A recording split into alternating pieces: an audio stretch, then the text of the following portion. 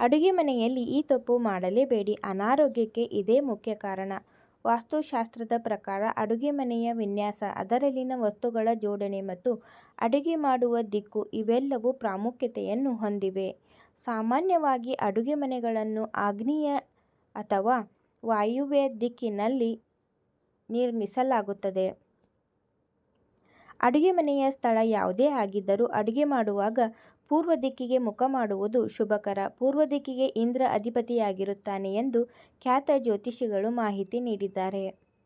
ಅಡುಗೆ ಮಾಡಿದ ನಂತರ ಆಹಾರ ತುಂಬಿದ ಪಾತ್ರೆಗಳನ್ನು ಯಾವ ದಿಕ್ಕಿಗೆ ಇರಿಸಬೇಕು ಎಂಬ ಪ್ರಶ್ನೆ ಅನೇಕರಿಗೆ ಇರುತ್ತದೆ. ಶಾಸ್ತ್ರಗಳ ಪ್ರಕಾರ ಅಡುಗೆ ಮಾಡುವಾಗ ಪೂರ್ವ ದಿಕ್ಕಿಗೆ ಮುಖ ಮಾಡಿ ಅಡುಗೆ ಮಾಡಿ ಮುಗಿದ ನಂತರ ಆಹಾರವನ್ನು ಉತ್ತರದ ಕಡೆ ಅಂದರೆ ನಮ್ಮ ಎಡಭಾಗಕ್ಕೆ ಇರಿಸುವುದು ಸರ್ವಶ್ರೇಷ್ಠ.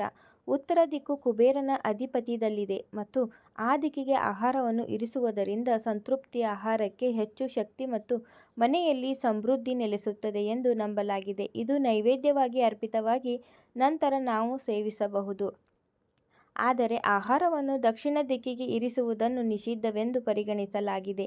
ದಕ್ಷಿಣ ದಿಕ್ಕು ಯಮನ ದಿಕ್ಕು ಮತ್ತು ಪಿತೃಗಳಿಗೆ ಸಂಬಂಧಿಸಿದ್ದು. ಈ ದಿಕ್ಕಿಗೆ ಆಹಾರವನ್ನು ಇರಿಸಿದರೆ ಅದು ಪಿತೃಗಳಿಗೆ ಅರ್ಪಿತವಾಗುತ್ತದೆ. ಇದರಿಂದ ಅನಾರೋಗ್ಯ, ಮಾನಸಿಕ ನೆಮ್ಮದಿ ಕೊರತೆ ಮತ್ತು ಕುಟುಂಬದಲ್ಲಿನ ಸಣ್ಣಪುಟ್ಟ ಕಲಹಗಳು ಉಂಟಾಗುವ ಸಾಧ್ಯತೆಗಳಿವೆ.